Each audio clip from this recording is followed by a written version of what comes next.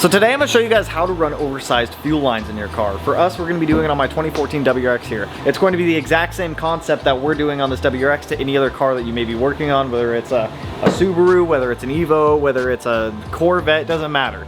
It's all going to be the same principle. Now, when it comes to making more power, you obviously need more fuel. We're going to be running a -8 AN fuel line from the fuel pumps up to the engine bay. This is going to be the general concept of how to do it. Obviously, once you get to the point of your fuel filter, wherever you mount that, from the fuel filter forward to the engine is going to be entirely up to you on how you decide to route your fuel lines and how you decide to do it. But I'll show you how to do it this way in a manner that is safe, so that way you're not zip tying fuel lines to brake lines and all that other stuff, because I've seen that done over the years. So let me give you a walkthrough, the basic tools you're going to need, and what we're going to be doing here. All right, guys, so everything on the table in front of me is what you're going to need to be able to do this. So first of all, you're gonna need AN line. Make sure you get the proper AN line for your power recommendations. This is Evil Energy fuel line. I bought this on Amazon. Honestly, it's what I've used on everything. I've bought Evil Energy, I've bought Vibrant. These work totally fine. This car is mainly going to be a pump gas car. This is only rated for pump gas, but these have seen some E85 in the past. I've never had issues with them on like a flex fuel setup. But if you're wanting to make sure you're 100% safe for E85 only use, I would highly suggest getting either PTFE line or Vibrant braided line. The Vibrant line is rated for E85. So you're gonna need fuel line. On top of that, you're gonna need an external fuel filter if you're running one outside of the fuel tank. So for us, we have a Radium, I believe this is a 6 micron fuel filter. I don't remember off the top of my head. It's either a 6 or a 10 micron fuel filter. So as you can see on one end, it says outlet. That's going to go to the fuel rails. On this side, it's the inlet. So that's gonna be from the pump. We also have our mounting bracket. I just use the Radium one for this car because they do make a plug and play solution, which makes life easy. If you don't have a plug and play solution, I know Aeromotive and some other people have a universal one where it's just a mount that goes around this and you can bolt it up wherever you want. Now to mount these lines, what I like to use are these, I call them P clips. You can call them whatever you want. It's essentially an isolated little clip, so that way you can wrap this around the fuel line and then secure it down wherever you're going to secure it to. You can use self tappers, you can use riv nuts, you can use whatever you prefer. You're also going to need a variety of fittings. This is why I like the Evil Energy stuff. You get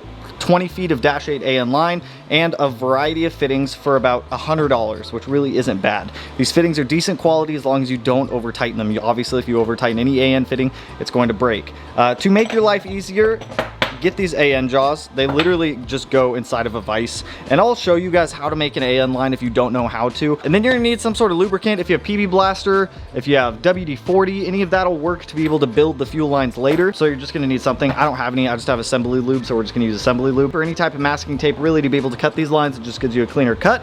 An AN wrench makes your life easier. And then lastly, you're gonna need something to cut fuel line with. I just use a die grinder. Works exceptionally well to be able to cut stuff. So now that we've ran over all this, let's go ahead and get started installing this. For us, we're gonna start at the fuel filter. So we're gonna get the fuel filter installed first. That way we can measure the line length from the fuel pump back there up underneath of the car to the actual fuel filter. So let's get the WRX in the air. Let's crawl our happy butts down there. Let's get a fuel filter mounted, and then we can start building some fuel line.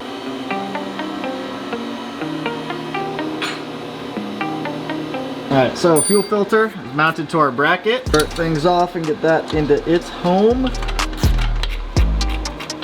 Now, I don't feel like I need to tell you why having a fuel filter is important, but if you don't know, I guess I'll tell you anyways. Fuel filter is obviously gonna keep any contamination out of the fuel lines, the fuel injectors, potentially help with a clogged injector. There are different fuel filter ratings for what you need to have where, if it's post or pre-pump or things of that nature. So I'll find the info and I'll link it on the screen so that way you guys can at least see it. But our fuel filter is mounted up. It should be inlet right here, outlet on the other side. So now we know how long we need to make our fuel lines to be able to get to this point here. From here, you either have two options. You can either start at the fuel filter and go back to the fuel pump, or you can start at the fuel pump and go to the fuel filter. Normally, I do the fuel pump to the fuel filter. I feel like it's a little bit easier. Let's hop back up. I'll show you guys our fuel pump setup.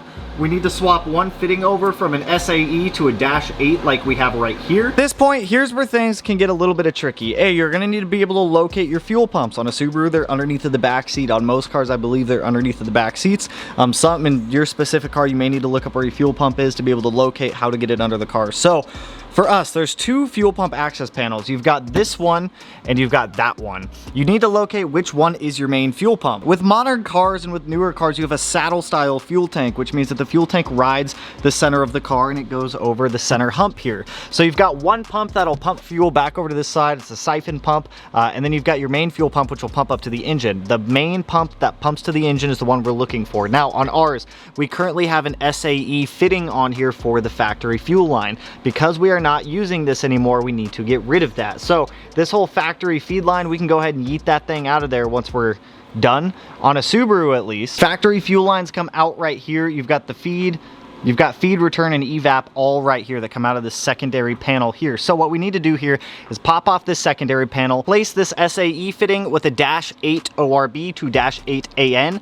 You're gonna wanna match the fuel line size for whatever you're using. If it's -6, -10, -8, make sure you get the right size. So we can get that stock line out. If we have to cut it, we'll cut it. But we need to get that access panel off and get this guy out and replace it. I'll take off this access panel here, and so we can take this access panel off. Boom, you can see the other line. One of them is siphon, one of them is feed, one of them is return over here. So we need to locate this guy. I believe on Subarus, black is feed and brown is return. Oh man, this side came off no problem. No, it's right there, it's already off. It comes off first try that time. Okay. So keep in mind, this will drip some fuel out, so I'm gonna have a rag on that side and try to like shake it out. What am I doing? And there's a stock fuel line. So I'll show you guys the stock fuel line size in comparison to the new line size. You're gonna be like, wow, that's a pretty big upgrade. And I'll be like, I know, I told you so.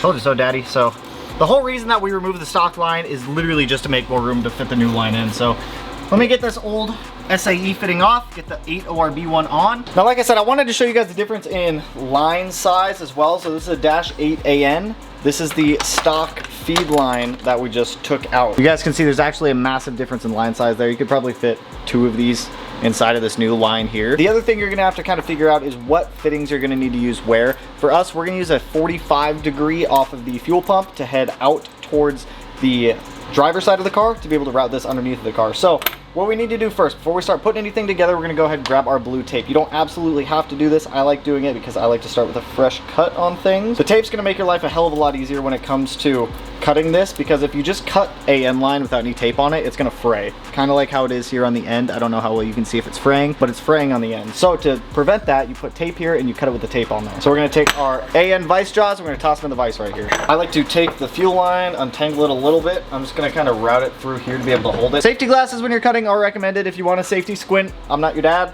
You can do whatever you want. Come here, you wanna cut this as straight as possible. There is a stainless steel braid on the inside of these. Take off, get off the blue tape. Compressed air. You're gonna blow out any of the chunks to make sure that it's clean, because you don't want that rubber getting into your fuel system. Now to put on an AN fitting, it's really not too bad. You're gonna have the AN fitting, the back portion will twist right off like so. Now with these Evil Energy fittings, these are threaded for a reverse thread, so you can twist and thread them on. We'll take the fitting, take your line, slide it over, and just push and thread it on. If you're using Vibrant fittings, they do not come with a reverse thread. You're just gonna have to force them on. What you're gonna do is you're gonna get that fuel line all the way up to the end of the AN fitting right there. For these ones, they do bottom out, so when you're at the end, you're at the end. You're just gonna get that fitting nice and flush against that vise right there. Now, you're gonna want some lube, whether it's PB Blaster, Assembly Lube, WD-40, any type of lubricant, and you're just gonna take a small amount, ever so tiny amount, and just lube up the threads a little bit. It'll make it so these don't go cross-threaded, because these will cross-thread. And you're literally just going to push in and thread in normally. Literally just gonna cinch up the fitting to that first piece that we put on the line. Now we can pop that off the vise, and right there, we've got our first fitting put on our AN line. So I'm not gonna cut this AN line yet because we don't know the length that we want it to be able to go up to the fuel filter. So what we're gonna do is we're gonna go install this end onto the fuel pump. We're gonna feed this side underneath of the car. I'll show you the passage that we're taking. Normally there's a small passage for you to be able to fit fuel line down underneath of the car. If not, you might have to get creative and drill a hole or something. I wanted to show you guys this. You guys can see that little beam of light down there, right? That's where we're shooting for. So the hardest part is gonna be getting the fuel line underneath of this saddle to that side because there's just not a ton of room in here. So if you need to grab it with pliers and mangle the other end of the line, it's totally all right. We're gonna be cutting it anyways. So let me fanoodle with this, get the line across down underneath of the car, and then I'll show you the path that we're gonna take up to the front. You're gonna take the line, or the side of the line that doesn't have a fitting on it, you're just gonna try to feed it through. Looks like this one literally just went through no problem. That's fucking awesome. That's not always gonna be the case, I can tell you that right now. So, now that we've got our line underneath of the saddle, we're gonna target that one little hole down there, which I may have to pop underneath of the car to go grab it. Maybe not, it's going through. And it's through. Wow, that was way easier than it should have been. So we're just gonna keep feeding this line underneath of the car until we get to the end with the fitting. We'll hook the fitting up to the fuel pump so that way we know our fixed point. You want to have a fixed point so that way your fuel line length isn't gonna be changing as you're installing all of this. So to show you guys kind of what you're shooting for here, you can see our dash 8 line right there goes to our fuel pump, and it's just tucked ever so nicely up against the saddle right there, and then it just flows nicely down there. You don't want any kinks, you don't want any hard bends, you don't want anything like that for that fuel line. You want it to just be able to flow nicely. So now that we've got that already situated under the car, we don't need to take that back out. So I'm gonna leave this one off because I still have to wire in this fuel pump, which I'll do later. But with this, we can go ahead and toss that cover back on because we're done on that side. So I'm gonna toss that thing back on, jump underneath the car, and I'll show you guys what we're doing from this point. Oh God, there's spiders. You guys can see our fuel line comes down right here. So what we're gonna do is find the path that is ideally the safest for us to be able to run this fuel line in a spot that's not going to be anywhere near anything moving, like obviously a drive shaft, transmission components, things like that. So make sure you bring your tape down here too, because you're going to want to be able to mark where you're going to cut this fuel line. Can I move the fuel line over to this other side over here? Let me drop this panel right here real quick. Now if you have a situation like this right here where you're running the line near a piece of sharp metal, what you can do is put a piece of like hose around this and zip tie it down to give it an extra layer of protection, which is what we're going to do real quick. So I've got some hose right here. So we'll just cut off a little piece. We'll cut a slit down the middle of it and just zip tie it up around this so that way it protects this fuel line from getting cut or anything like that, because that's the last thing that we want. So now we can take that piece of hose that I just cut, open it up kind of like a little sleeve guy, and just kind of slide our fuel line inside of it so it gives like a protective little cradle. May need bigger zip ties. Nope, these will work. Perfect. Now I can run this fuel line all the way to the front like we were doing before, trim it, and figure out what fittings we want to put where. Right there, 45 I believe will work. Get it tightened on all the way, because you can have, if the AN fitting isn't tightened all the way, you can like maneuver around a little bit more, but once it's fully tight, oh yeah dude, we'll do 45 right there. So sick! So let me tighten up the fuel line to where it's going to route again. So I can grab the tape and mark where we're going to cut. Now this is why I said don't mount up the fuel line yet, because now we're going to pull all this line back out from above this member, this cross member. If I don't smack the camera, Jesus. We're gonna shove it out from underneath of the car, and I'm gonna show you guys how to put a fuel line fitting on. Okay, now if you're cheap and you don't want to buy the vice grips or anything like that, I'm gonna show you how to do this. So, you're gonna have to cut it by hand like this, and I can get a little sketch, but like I said, cut slow if you're doing it that way. All this, plenty left over to be able to run all the fuel line in my engine bay. So toss that to the side for now. I'm gonna end up taking the other line off the other side anyways and blowing out this side, but make sure you get most of the rubber out so that way you're not clogging anything. So I'll do that after I get this line on. You can do it before or after. The same thing. You can take your fuel fitting, unscrew the end of it, reverse thread onto your fuel line till the bottom's out. Grab your lube, dab, put it on the threads. Tighten this thing by hand. I'll take my safety glasses off. You're gonna tighten this thing by hand as much as you can. You're gonna mar up your fitting doing it this way a little bit, just keep that in mind. You can wrap it in tape if you want. No one's ever gonna see this fitting, and I don't really care if they're pretty or not, as long as they work. You're gonna need 2 wrenches. An AN wrench comes real handy in this, and so does a crescent wrench. So I like to put the AN wrench on the bottom fitting or the bigger fitting. Tighten that guy down literally as much as you can. Grab your crescent wrench, but you're just gonna send her in. We've got our fuel line completely made. So now we need to hook this up to the fuel filter and then secure this up so that way it's not dragging or dangling under the car, and that's where the P-clips are going to come in handy. We're going to need a drill bit to be able to drill a pilot hole, and I'm just going to use some self-tappers. You can use whatever you prefer. Self-tappers just work for me. So let's get this thing on the fuel filter and secure our lineup. And I swapped to a different drill bit. We got the hole drilled right there. My drill bit just sucked butt, so we'll grab our P-clip, slide it around, bring it back together. Oh yeah, that'll totally work.